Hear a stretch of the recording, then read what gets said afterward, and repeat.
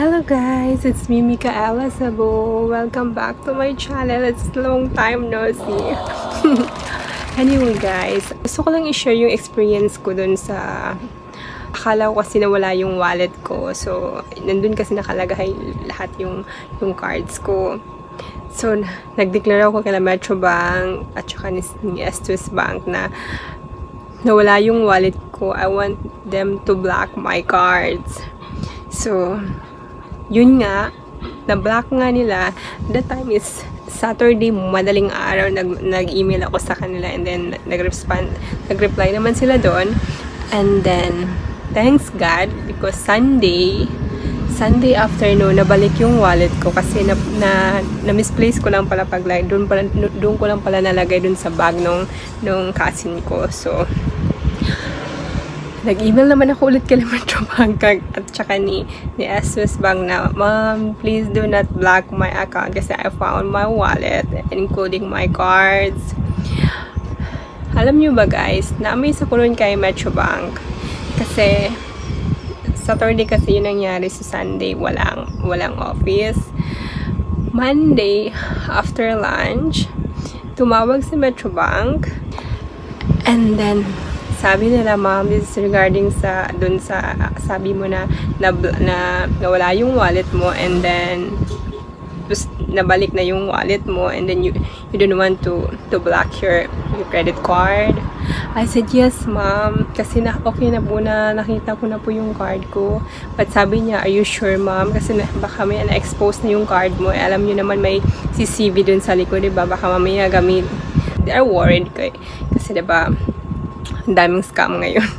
So, and then sabi ko na hindi po ako masyadong worried about that kasi cousin ko naman yung nung wallet ko.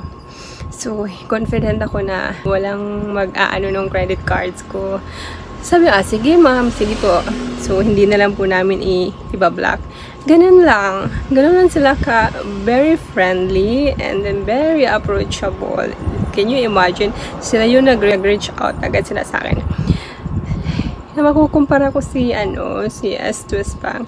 Si S2S Bank, okay naman siya. Wala namang problema. And then, doon lang ako medyo na,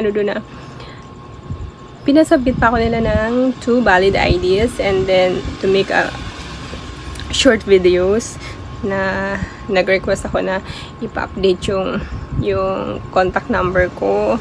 So, nangyari, nagsabit naman ako ng requirements through email nila anong March 18 and then tumawag ako last 2 days ago kung confirm ko sana na kung okay na siya.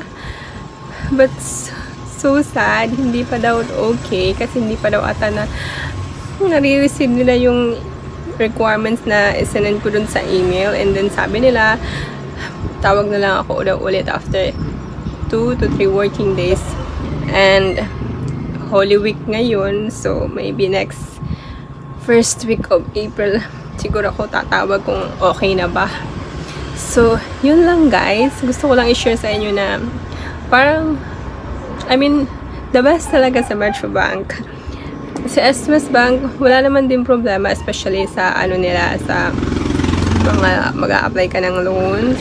Like yung kasamaan ko sa office, talagang din sila, approachable. But siguro this time, medyo nagka-problema dun sa card ko, kaya may kailangan siguro, maybe mandatory talaga yun na mag-submit ako ng 2 valid IDs and then dun sa videos, medyo nahirapan ako dun sa pag-submit ng requirements kasi yung videos medyo parang ang kailangan ata is 25 MB. So, yun guys. So, next time we make sure na kailangan ingatan natin yung cards talaga natin kasi napakahirap lalo na ngayon. Ang daming scammer.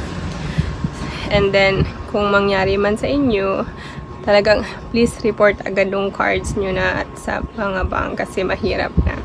Pwede rin kayo tumawag dun sa mga toll-free or dun sa likod ng cards. May hotline dun. Yun nga lang dun long distance. So, walang choice. Diba? So, ingat-ingat din pag may time. Thank you!